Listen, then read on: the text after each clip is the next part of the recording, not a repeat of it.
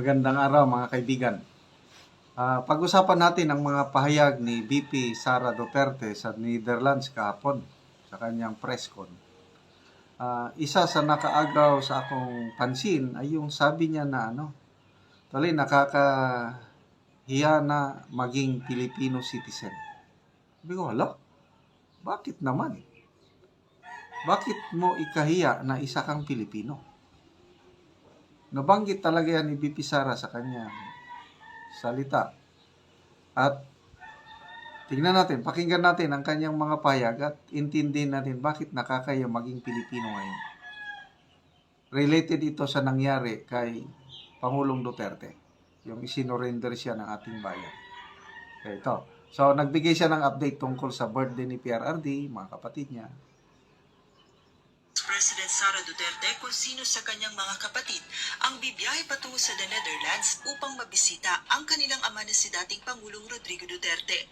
Sa loob na ng detention facility sa International Criminal Court, sasalubungin ni former President Duterte ang kanyang ika-80 kaarawan sa darating na March 28. Kaugnay nito, plano ni VP Sara na i-apply ng permit ang kanyang mga kapatid upang madalaw sana ang kanilang ama sa kanyang birthday. Naantay ako kung sino sa mga relatives namin ang darating. So hindi ko alam kung makakarating yung aking mga kapatid.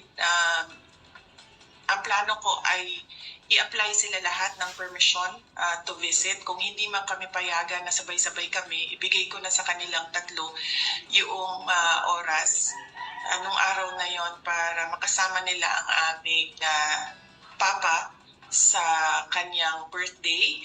Ayon sa Vice Presidente, sa ngayon ay maayos naman ang kalagayan ng kanyang ama sa loob ng detention center.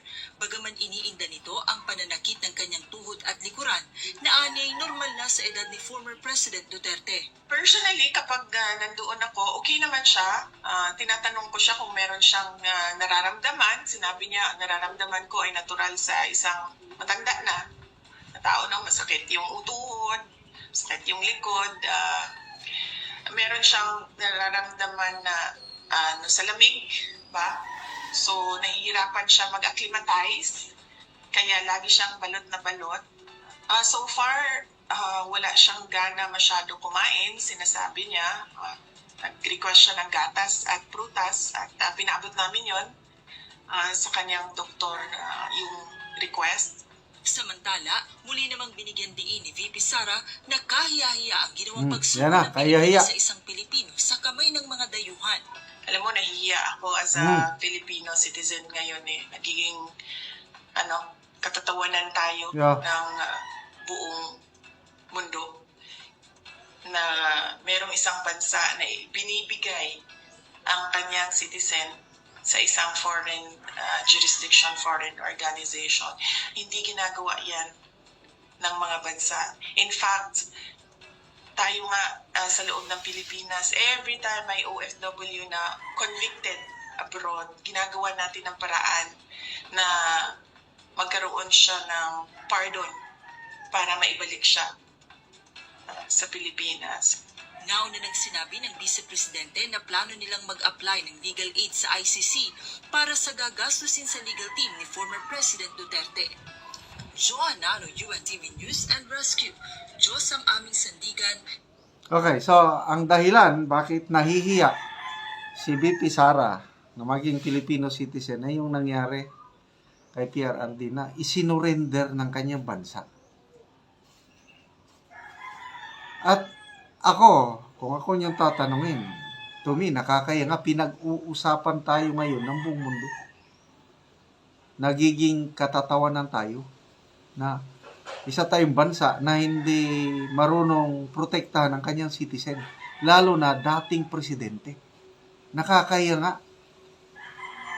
Kabaliktaran ito nung panahon ni PRRD, ng siya presidente, ang mga OFWs, ang mga comments nilang nababasa,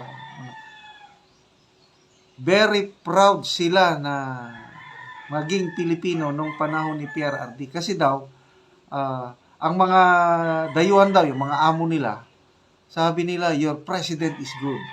I like your president. I like Digong. Mga ganun ba? Kaya nakaka-proud maging Pilipino panahon ni PRRD dahil maraming humahanga sa kanya. Kabaliktaran ngayon, itong administrasyong ito, na ilagay tayo sa kahihiyan dahil nga anong klaseng bansa ito na isinorender niya ang kanyang citizen, dati pang presidente. Ano pa? Isa pa, ito in fairness to our pambansang kamao, Manny Pacquiao, nung hindi pa siya pumasok sa politika, every time nalalaban siya sa ring, nakaka-proud maging Pilipino. Manalo man siya o matalo, basta Pinoy, talagang namamayagpag ang dangal ng Pinoy. Namamayagpag yung naiwawagayway ang ating bandila nung ang ating pambansang kamo lumalaban para sa bayan. Iba na ngayon. Dahil napasok na siya sa politika, iba na yun. So, ano yung kanta? Ako ay Pilipino, ang dugong maharlika, likas sa aking puso, adhikain kay ganda. Sa Pilipinas na aking bayan, lantay na perlas ng silanganan, wari na tipo ng kayamanan ng may kapal. Bigay sa aking talino, ang lang sa katutubo ang maging mapagmahal. Ako ay Pilipino, ako ay Pilipino, taas noo kahit kanino, ang Pilipino ay ako. Taas noo pa ba tayong mga Pilipino? Itong nangyayari sa ating bansa ngayon. Panahon ni Marcos Sr., yun. Very proud maging Pinoy. Marcos Sr.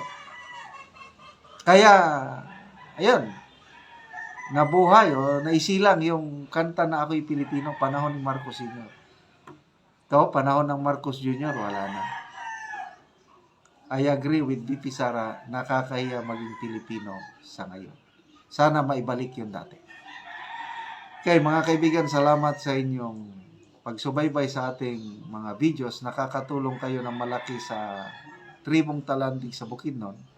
Dahil ang sweldo ng channel natin, binibigay nating tulong sa Talandig. Namimigay tayo ng yero at pako para maayos, ma-repair ang sira-sirang bahay ng Talandig.